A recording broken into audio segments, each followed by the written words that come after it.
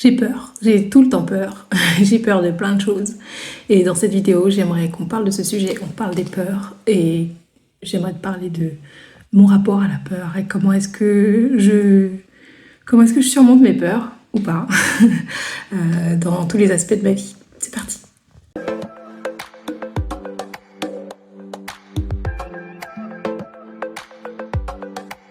Je pense qu'en tant qu'humain, il y a beaucoup de choses qu'on fait ou qu'on ne fait pas à cause de peur, à cause des peurs, à cause de peur par rapport aux autres, de peur par rapport à soi-même. Et je sais que dans ma vie, c'est le cas. Dans ma vie, il y a beaucoup de... Dans ma vie, le moteur de beaucoup d'actions a été la peur. Et que ce soit action dans le sens positif, dans le sens où ça m'a fait avancer vers ce que je voulais, ou que ce soit action dans le sens négatif, dans le sens où ça m'a paralysé, ça m'a empêché d'y aller. J'ai peur dans tous les aspects de ma vie, dans tous les domaines. J'ai connu la peur à beaucoup de niveaux, des petites peurs, des grosses peurs, des énormes peurs. Et dans cette vidéo, j'ai envie un petit peu, en toute transparence, en toute vulnérabilité, d'en parler, parce que je sais que je suis pas la seule et que c'est pas nécessairement un sujet dont on parle énormément. On veut avoir cette image de personne sûre de soi, personne bien dans ses baskets, qui avance la tête haute et puis qui est inébranlable un petit peu, alors que c'est pas toujours le cas. Parfois, l'image qu'on a d'être quelqu'un de sûr de soi, c'est pas nécessairement ce qu'on ressent au fond de soi. Parfois, c'est quelque chose qu'on fait pour pouvoir se rassurer soi-même. Parfois, c'est quelque chose qu'on fait pour rassurer les autres. Parfois, c'est quelque chose qu'on fait parce qu'on a juste cette habitude. Et ça veut pas dire qu'on connaît pas les peurs, ça veut pas dire qu'on traverse pas des périodes compliquées par rapport aux doutes, par rapport aux craintes, par rapport aux frayeurs. Et donc du coup, je voulais en parler dans cette vidéo. Par exemple, dans ma vie, j'ai eu peur et j'ai encore peur, mais j'ai eu peur plein de reprises dans ma vie privée. J'ai peur pour les miens, j'ai peur tout le temps pour les miens, j'ai peur qu'il leur arrive quelque chose, j'ai peur de pas être à la hauteur de ce qu'ils méritent et de ce qu'ils attendent peut-être de moi. J'ai peur de la maladie, j'ai peur de la mort, j'ai peur... Mais étrangement, j'ai peur de la maladie pour tout le monde, mais j'ai plus peur de la mort pour les autres que pour moi. J'ai peur de la façon dont ça... Soit ma mort va affecter les autres, ou soit la mort, ou soit tout simplement que les autres meurent, en fait, c'est ce qui compte pour moi. J'ai peur en tant qu'entrepreneur, j'avais peur de me lancer dans l'entrepreneuriat, j'avais peur de ne pas pouvoir subvenir à mes besoins, j'avais peur de ne pas pouvoir assumer mes charges, j'avais peur de me montrer, et jusqu'à maintenant j'ai peur de me montrer, j'ai peur de sortir un petit peu de mon petit cocon privé, caché, alors que j'ai envie de partager des tas de choses depuis toujours, mais parfois la peur de se montrer, d'être vue par les autres, c'est paralysant. J'ai peur d'être jugée, donc comme je disais, surtout par les gens que je connais. J'ai peur d'échouer. J'ai peur d'échouer publiquement, qu'on voit que j'ai échoué, parce que échouer déjà c'est dur dans son coin, mais échouer publiquement, il y a toute cette notion d'être jugé par les autres aussi. Vraiment, la peur, c'est quelque chose qui se manifeste à tous les niveaux, dans tous les domaines. Et je sais que chez moi, elle se manifeste de plusieurs façons. Bon, déjà, il va y avoir tout ce côté physique, le côté j'ai chaud, un énorme coup de chaud, je sais plus quoi faire, je suis perdue tout d'un coup, tout ce que je savais, tout ce que peut-être j'avais préparé ou quoi que ce soit, d'un coup va partir, le trou, le blanc dans ma tête, lorsque par exemple je dois parler en public, ou lorsque je dois passer en live, une grosse peur que j'avais longtemps, qui me paralysait énormément. Je vais avoir ce côté, je sais plus quoi faire, je sais plus quoi dire, je suis où ? Je suis comme un animal qui est pris dans les phares d'une voiture et qui est tétanisée. Ce côté vraiment... je ne sais plus quoi faire. Voilà, je ne sais plus, je ne bouge plus. Tout d'un coup, me transforme en statue. Assez horrible parce que ben ouais, j'aime bien avoir le contrôle. Et tout d'un coup, ce côté je ne contrôle plus, je ne sais plus quoi faire, c'est frustrant. C'est vraiment très frustrant. Je vais ressentir aussi le besoin de me cacher, le besoin de rentrer dans ma coquille, de me cacher, de disparaître, qu'on ne voit pas, qu'on ne sache pas que je suis là, qu'on ne pense pas à moi. Ça se manifeste beaucoup avec cette histoire de syndrome de l'imposteur. Ce côté, j'ai peur de ne pas être assez, de ne pas suffire, de décevoir. Et donc du coup ça me donne envie de me recroqueviller, de me cacher, qu'on me voit plus, mettre la tête dans le sable, et puis c'est fini, on n'en parle plus, on passe à autre chose.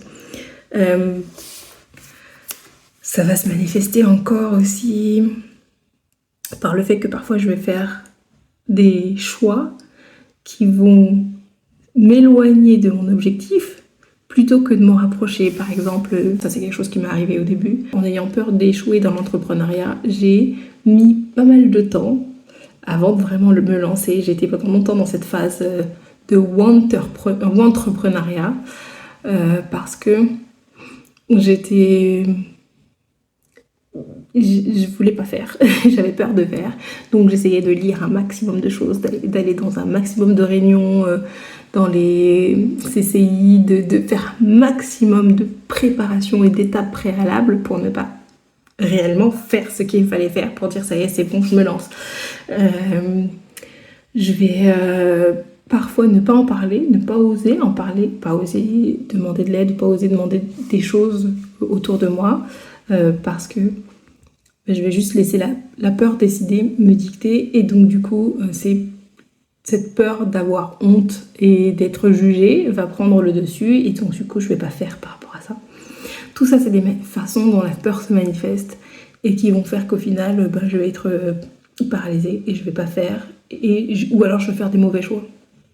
Mais là où la peur va être un moteur et donc au contraire va me permettre d'avancer vers mes projets, c'est à partir du moment où je me dis ok, ça y est, c'est bon, je sais que j'ai peur, j'écoute ma peur. Pourquoi est-ce que j'ai peur? Je vais essayer de comprendre ce qu'il y a derrière, et donc je vais écouter ma peur, je vais essayer de la comprendre, je vais essayer d'accepter pourquoi elle est là, de quoi elle veut me protéger, quel est le problème et quel va être le risque si je ne l'écoute pas.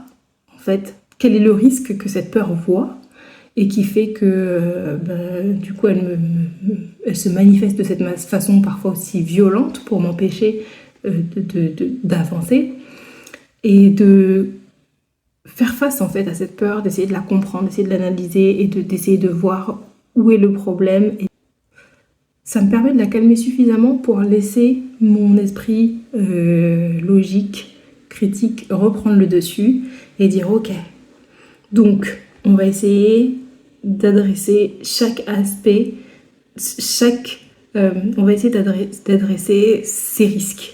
Comment est-ce qu'on peut les mitiger? On va essayer d'adresser les problèmes et les obstacles qui pourraient arriver sur le chemin, qui feront me dire à cette peur ok, j'ai eu raison d'avoir peur. On va essayer en gros de stratégiquement de dire ok, tu as peur parce qu'il pourrait arriver ça, donc dans le cas où il arriverait ça, voilà mon plan, voilà ce que je pourrais faire. Tu as peur parce que je pourrais échouer, dans le cas où j'échouerais, voilà ce qui pourrait se passer de pire, voilà comment est-ce que je me sentirais, voilà comment est-ce qu'on pourra faire face à ça. En gros, j'essaye d'apporter une solution à tout problème qui pourrait survenir et qui fait que du coup j'ai peur. Et aussi, j'essaye de me concentrer un maximum sur l'autre côté, le côté si ce dont j'ai peur ne se réalise pas, et au contraire si tout se passe bien, voilà tout ce qui pourrait arriver, voilà comment est-ce que je pourrais me sentir. Donc j'essaye de visualiser un maximum ce côté réussite en fait.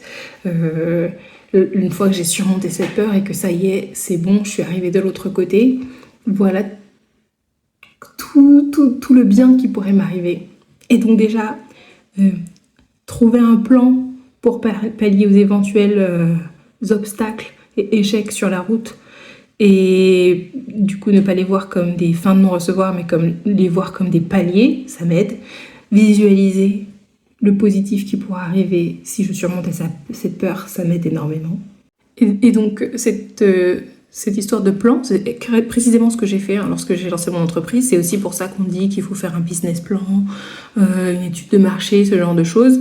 Alors c'est pas absolument nécessaire dans tous les business, mais c'est vrai qu'avoir un plan, ça permet de réfléchir aux éventuels risques, de réfléchir à tous les problèmes qui pourraient survenir le long du chemin, et d'avoir du coup une solution déjà prête pour pouvoir les surmonter.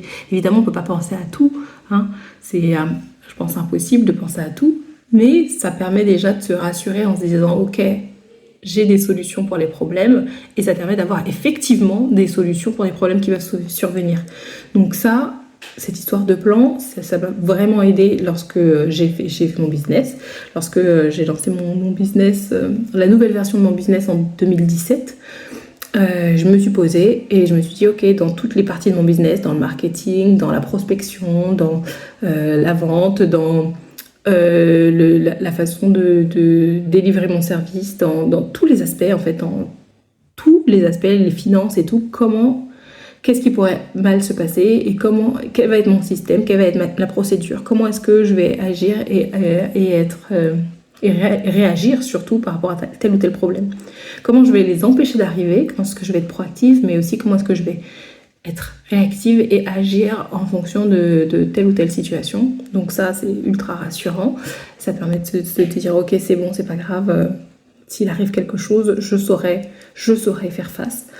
Et il y a aussi le fait de ne pas être seul, d'être accompagné. Le fait d'être accompagné, que ce soit par quelqu'un qui traverse la même situation, donc moi j'appelle ça une collègue ou un collègue, ou que ce soit par quelqu'un qui va avoir un peu ce rôle de mentor, qui est au dehors de telle situation, qui a déjà dépassé par exemple cette situation, ou qui sait comment naviguer à l'endroit où on en est. Donc j'appelle ça un chaperon.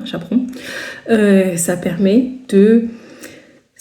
en fait de tout simplement dépasser sa peur, parce qu'on n'est pas seul. Le pouvoir d'être accompagné, c'est incroyable. Je l'ai vu aussi bien dans Upgrade, dans le Challenge Up, on est plein, on avance ensemble et ça motive, ça crée de l'émulation d'avancer ensemble. Lorsque on fait des projets à l'école ensemble, on s'en rend compte. J'avais très peur de partir à l'étranger lorsque j'avais 20 ans, j'avais l'opportunité d'aller aux États-Unis. Pour diverses raisons, je ne l'ai pas fait, mais une des raisons, je pense, quelque part, c'est que j'avais peur. Quelques années plus tard, presque 10 ans plus tard, j'ai eu l'opportunité de partir, j'ai créé cette opportunité de partir en voyage avec mon époux en Australie, et là, c'était complètement différent, l'état d'esprit était complètement différent parce qu'on était deux, et donc on pouvait compter l'un sur l'autre. C'était pas comme de partir seul dans un pays étranger où on connaît personne. Donc vraiment, avoir quelqu'un, ne pas être seul, c'est important. Lorsque je me suis lancée dans cette aventure d'être dans la meilleure forme de ma vie, je me suis fait accompagner parce que j'ai peur de l'échec, et que je sais que en m'entourant de professionnels, en m'entourant de personnes qui savent, je vais pas être seule et ça va m'aider. Donc vraiment, la peur crée un côté, il y a un côté, pas la peur, le fait d'être accompagné a un côté de renforcement, c'est responsabilisant et c'est renforçant aussi. Par exemple, j'ai très peur depuis toujours des araignées, mais lorsque je suis avec ma fille, ou j'ai peur du noir aussi, mais lorsque je suis avec ma fille, lorsque je suis avec un enfant, ou lorsque je suis la personne la plus grande, par exemple quand j'étais avec mes petits frères et sœurs, lorsqu'on habitait encore ensemble, lorsque je suis la plus grande, et que quelque part on se repose un peu sur moi, tout d'un coup j'ai plus de force, j'ai plus d'énergie, j'ai plus de courage pour pouvoir surmonter cette peur que lorsque je suis toute seule face à cette peur. Ou lorsque je vais être avec mon mari, que je vais considérer comme il est fort, c'est lui qui pourra agir en cas de problème et tout, il est plus fort que moi, physiquement aussi. Donc du coup, si je me retrouve dans un endroit où il fait noir et je suis avec mon mari, je vais avoir tendance à être peut-être moins courageuse, peut-être moins brave que si je suis dans une pièce dans le noir complet, mais que je suis avec ma fille, par exemple. Donc c'est drôle. Je m'en suis rendu compte lorsque ma fille a eu son premier accident qui a nécessité des points de suture. Donc elle est tombée, elle s'est coupée l'oreille. Et j'étais seule avec elle. Et donc je voulais pas qu'elle panique. Donc oui, ça va, on va y aller. Hop, je l'ai mise dans la voiture, tout va bien et tout. À l'intérieur, ça n'allait pas du tout. J'étais en panique. En plus, il a fallu que je fasse 3 hôpitaux avant de trouver... Enfin, 3 hôpitaux avant de trouver le bon hôpital. Et donc du coup, parce qu'il n'avait pas de service pédiatrique, d'urgence pédiatrique à chaque fois. Donc du coup, j'étais à l'intérieur, ça bouillonnait, mais ma fille ne s'est rendue compte de rien. Tout allait bien, elle était petite, elle était toute petite, elle avait 2 ans et demi, 3 ans, quelque chose comme ça. Et une fois que j'ai retrouvé mon mari, qui lui était allé dans le bon hôpital, donc une fois que j'ai retrouvé mon mari, tout a lâché. Tout a lâché. Je commençais à pleurer, trembler, parce que tout d'un coup, il y avait quelqu'un d'autre qui pouvait me prêter sa force. J'avais plus besoin d'être forte, toute seule. Et ça, c'est le pouvoir de ne pas être seule. Parce que quand on a besoin d'être fort tout le temps, tout seul, c'est dur. La résilience, c'est bien. La force, c'est bien. C'est important d'en avoir. Mais c'est aussi important d'avoir cette opportunité, d'avoir ce champ où on peut déposer ses charges. Et on sait qu'on n'est pas seul à les porter. On sait qu'il y a quelqu'un qui peut prendre le relais. On sait qu'on peut prendre chacun un bout de la charge et porter ensemble. Et on a besoin, je pense qu'on a besoin de ça pour pouvoir avancer. Donc vraiment ce côté être plusieurs aide à surmonter sa propre peur. Enfin, la dernière chose que j'aimerais partager, il y a beaucoup de choses à dire sur le sujet des peurs, mais ça serait beaucoup trop long si je continuais, donc je vais partager une dernière chose et je vais m'arrêter là. C'est le fait de... J'en ai déjà parlé dans une autre vidéo, quand je parlais de gestion du temps, je crois. C'est le fait d'avoir un endroit où on accumule toutes ces victoires, toutes les choses qu'on a réussi à faire, toutes les choses qu'on a réussi à être, toutes les choses qu'on a réussi à avoir. Encore une fois, dans l'entrepreneuriat, ça m'a beaucoup aidé de me dire ok, j'ai peur de demander tel tarif pour mes services, j'ai peur de ci, j'ai peur de ça, mais regarde tout ce que j'ai pu faire dans ma vie, regarde tout ce que j'ai réussi à faire, franchement, je déchire. Et donc du coup, ça m'a donné du courage, ça m'a aidé, ça m'a renforcé dans cette aventure, m'a aidé à surmonter ma peur de demander, ma peur de demander, ma peur d'être, ma peur d'oser, ma peur de m'affirmer. Voilà, c'était une petite vidéo, pas trop longue j'espère, sur ce sujet des peurs. C'est un sujet qui est omniprésent je trouve, et je trouve que c'est important d'en parler, on n'en parle peut-être pas assez. N'hésite pas à me dire en commentaire quel est ton rapport aux peurs, comment tu fais en fait pour surmonter tes peurs. Si tu veux partager ce dont tu as peur en ce moment et que tu aimerais peut-être être accompagné, peut-être qu'il y a quelqu'un qui va te lire et peut-être que je pourrais tout simplement aussi t'aider sur le sujet. En tout cas, j'espère qu'on va toutes et tous réussir à surmonter nos peurs suffisamment pour avancer vers nos projets et pour pouvoir vivre cette vie épanouie, parce que si on vit constamment dans la peur, on ne peut pas vivre une vie épanouie. C'est drôle parce qu'il n'y a pas longtemps, j'ai regardé le film Les Trolls avec ma fille et c'est carrément le sujet. Donc c'est drôle. Donc voilà. Voilà pour le sujet d'aujourd'hui. On se retrouve bientôt.